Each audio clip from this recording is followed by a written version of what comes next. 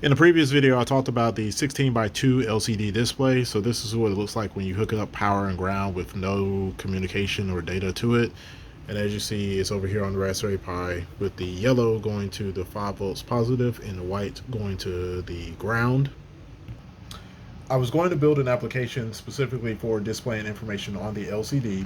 I got to looking around at my old GitHub repositories and found that I had started a GitHub repository or started a project that was intended to be used for home automation. I decided, okay, I haven't touched this in years. Let me go ahead and resurrect that project and integrate this functionality in with it. That way, I have one process that will run and be able to do multiple things. It will be segmented accordingly, but it will still be able to do multiple things, such as provide information on the display as well as from the web application that will also be running under the same process.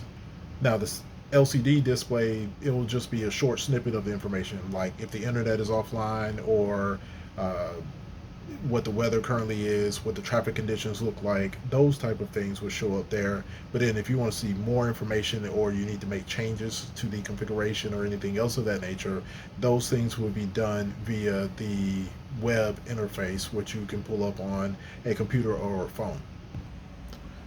Now I have managed to merge everything back together, but as you can see, there is a lot of red because there are a lot of issues such as namespaces being incorrect and renaming of some classes so that everything aligns with the standardized pattern that I typically do now with MVC applications.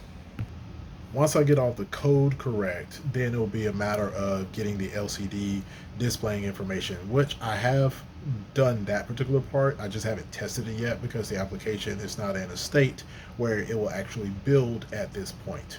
However, the code for this is going to be tracked on GitHub, so you can monitor the progress from my GitHub repository for home automation.